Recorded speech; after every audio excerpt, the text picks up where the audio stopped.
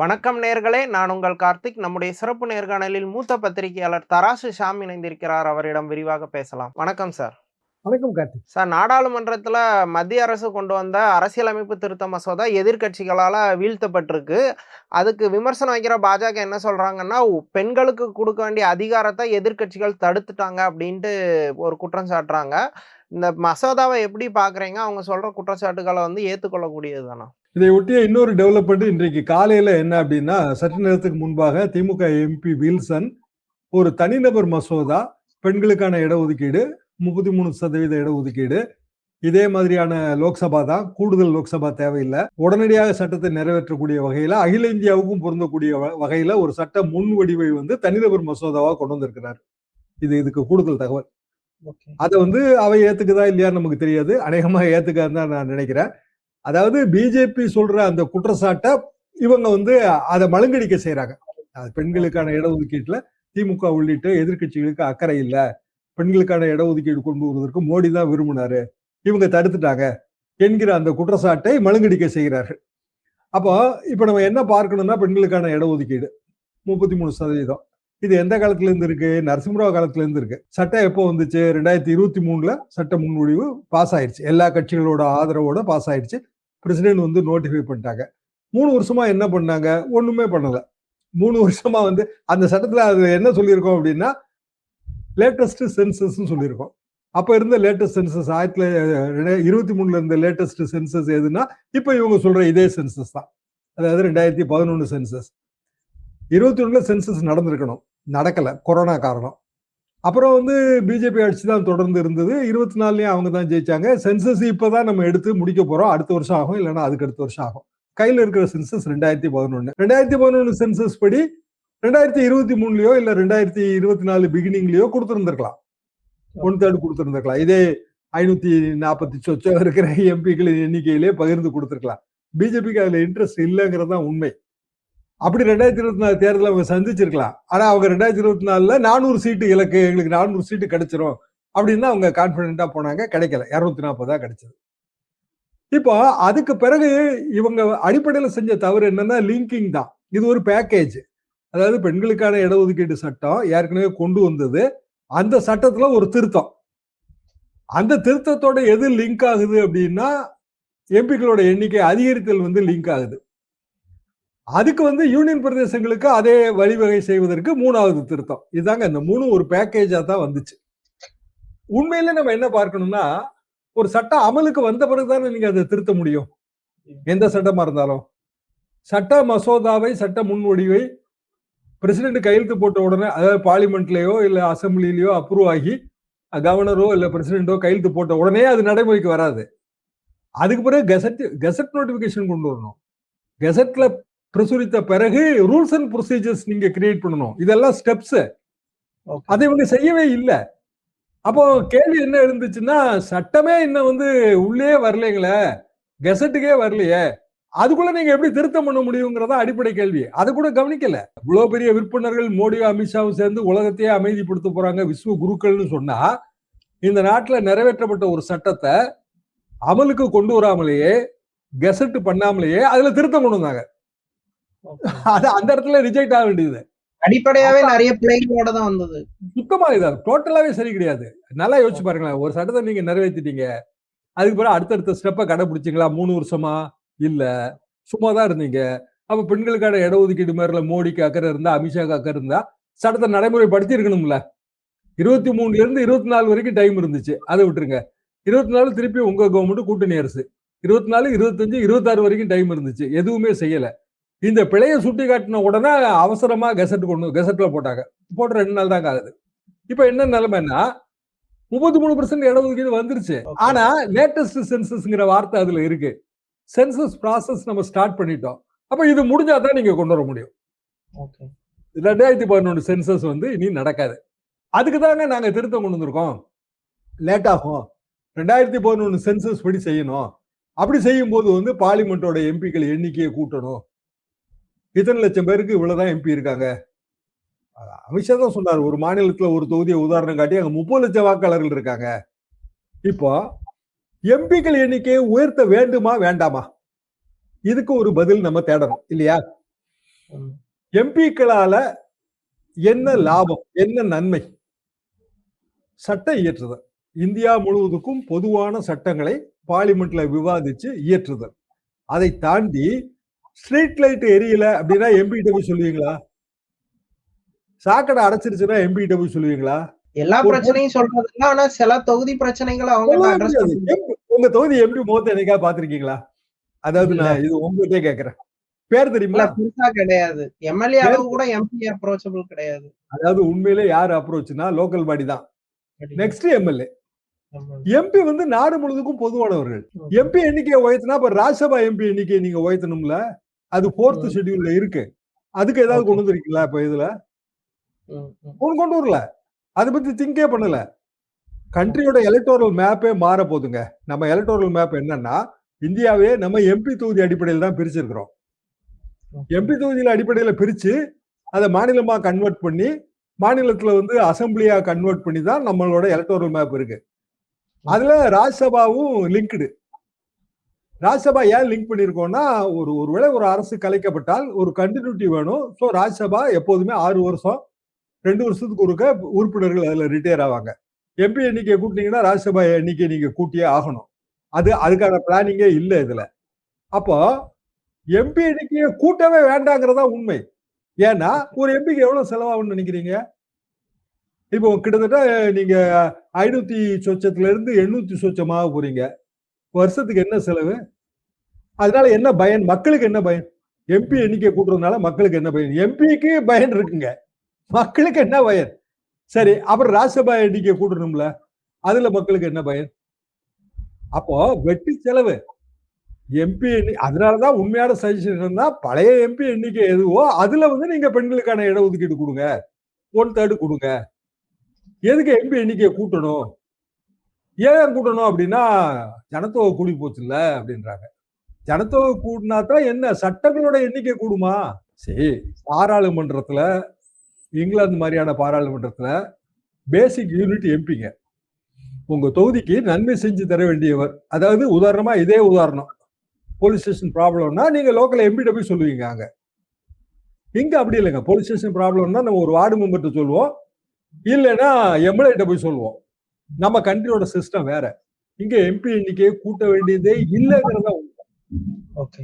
அதனாலதான் அந்த ஃப்ரீஸ் வந்துச்சு. முதல்ல இருந்தே வேண்டாம், தேவையில்லை, செலவுதான் அப்படிங்கிற ஃப்ரீஸ் வந்துச்சு. இப்பவும் அதே நிலைமையில தொடர்றதுதான் உண்மையிலேயே நாட்டுக்கு நல்லது. சரி, ஜனத்தொகைக்கு ஏற்ப எம்பி எண்ணிக்கையை கூட்டுவது அதை நம்ம வாதத்துக்காக ஒத்துக்கிடுவோம்.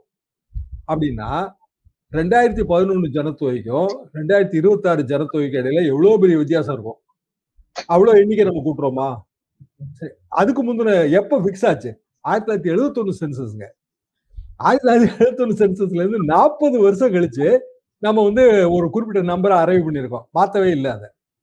அப்ப 71ஐயும் 2026ஐயும் இல்ல 2011 நீங்க கம்பேர் பண்ணணும் இல்லையா? அப்படின்னா எம்பி எண்ணிக்கை எவ்வளவு தேவைப்படும்? 15 லட்சம் பேருக்கு ஒரு எம்பின்னா இன்னைக்கு 140 கோடி ஆக போறோம் நம்ம. 140 crores. 150 கோடி. 150 கோடினா எம்பி எண்ணிக்கை 1500 2000 தேவைப்படும். இவங்க புதிய பாராளுமன்ற கட்டணம் கட்டும்போது 800 சொச்சத்துக்கு தான் இடம் வச்சிருக்காங்க. 800 சொச்சத்துக்கு இடம் வச்சதுனால 800 சொச்சம் எம்பின்றாங்க. இத மாதிரி உலகமாக பைத்தியக்காரத்தனம் எதுவும் கிடையாதுங்க. டிஸ்கஷன் இருந்ததுன்னா கிடையாது. எலக்டோரல் மேப்பே நீங்க மாத்துறீங்களே, எல்லாத்தையும் கலந்து ஆலோசிச்சீங்க. 23ல தானே இதை பேசி முடிச்சோம். பெண்களுக்கான இடஒதுக்கீட திருப்பி எதுக்கு அதை பேக்கேஜா நீங்க கொண்டு வரீங்க? எதுக்குமே பதில் கிடையாது. ஆனா தோல்வி அடைஞ்ச பிறகு இல்ல எல்லாருமா சேர்ந்து தோக்கடிச்சிட்டீங்க. எதிர்கட்சிகளுக்கு வந்து அக்கறையே இல்ல.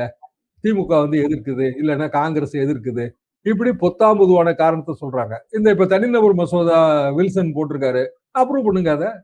பாராளுமன்றத்துல ஏகமானதா நிறைவேற்றுங்க. இன்னைக்கு ஒரு நாள் இருக்குல்ல பாராளுமன்றம். சரி, இதை விட்டுருங்க. ஜூன் ஜூலைல பாராளுமன்றம் கூடுங்களா?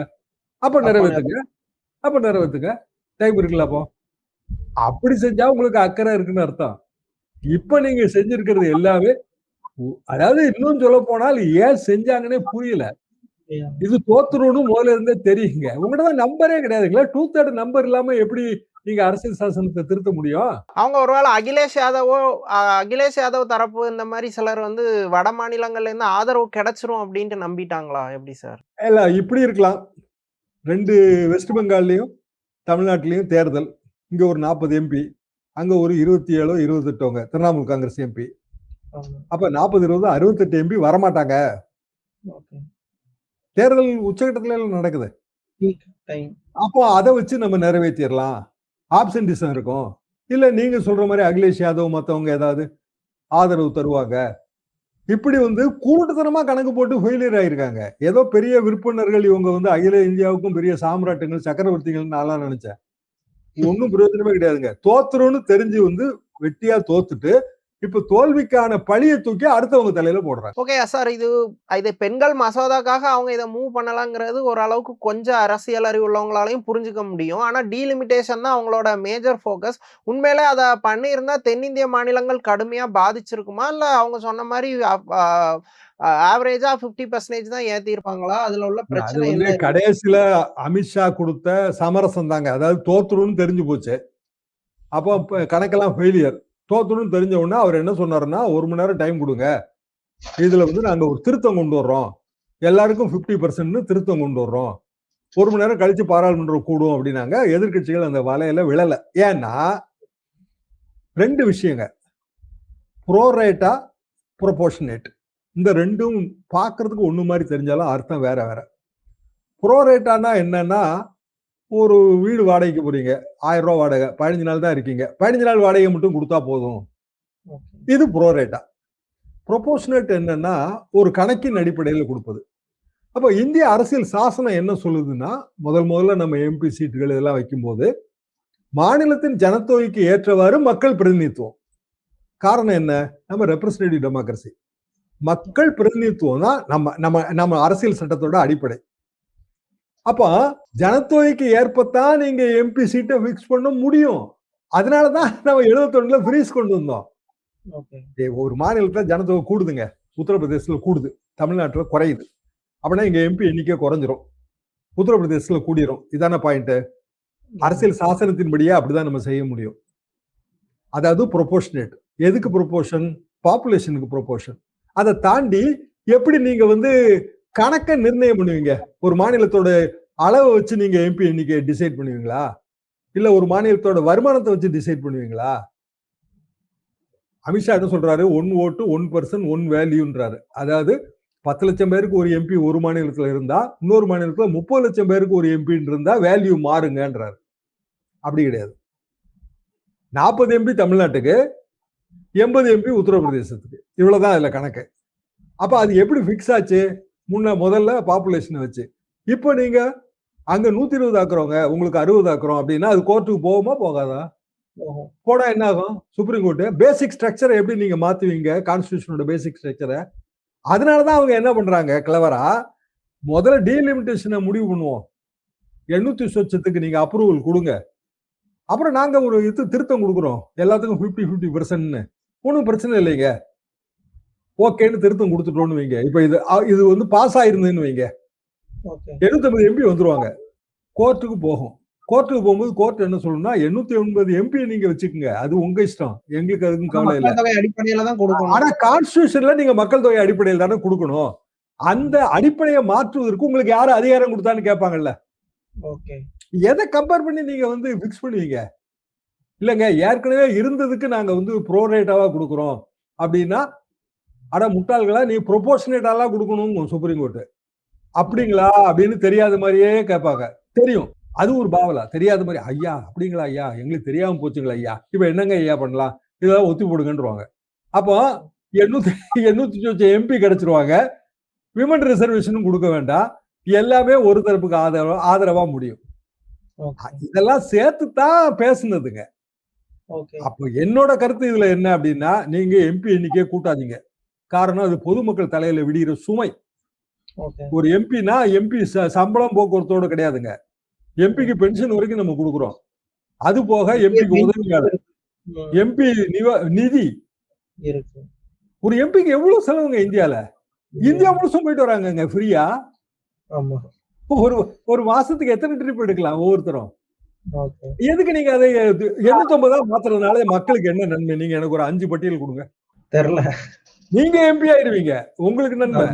எனக்கு என்ன நன்மை? நான் தானே வரி கட்டுறேன். கிடையாது. அவங்க கட்சிக்காரங்களுக்கு வேணா கொஞ்சம் கூடுதலா சீட்டு குடுத்துக்கலாம். அந்த குளறுபடி அ இல்லாம இருக்கும். அத மத்தபடி தாண்டி வேற மக்கள் என்ன உண்மையிலேங்க நீங்க லோக்கல் பாடி பிரதிநிதித்துவத்த வலுப்படுத்துங்க. லோக்கல் பாடிஸ்க்கு அது அதிக அதிகாரம் குடுங்க. அவன் ம். வேல பார்ப்பான். ஏன்னா, அவன் பயப்படுவான். பயப்படுவாங்க. உள்ளூர்காரன். என் வார்டு மெம்பர் வேல பார்க்கலன்னு நான் வீட்டுக்கு வெளியில நின்னு தகராறு பண்ணுவேன். என் எம்பி வேல பார்க்கலன்னா, அவன் வீடு எங்க இருக்குன்னு என்னால கண்டுபிடிக்க முடியாதா? ஏங்க உங்க எம்பி வீடு எங்க இருக்குன்னு உங்களுக்கு தெரியுமா? தெரியாது. எனக்கும் தெரியாது. ஏன்னா, எம் எம்பி வந்து முகம் இல்ல எங்களுக்கு. இல்ல. நம்ம நாட்டு சிஸ்டத்திலே கிடையாது. ஏனென்றால் அவனோட ரோல் என்ன அப்படின்னா, அகில இந்தியாவுக்கும் பொதுவான சட்டங்களை விவாதித்து நிறைவேற்றுவது தான் அவன் ரோல். அவன் ரோல் வந்து சாக்கடை அடைப்பை எடுப்பதில்ல. அவன் இல்ல. ரோல் வந்து சட்டத்தை நிறைவேற்றுவது.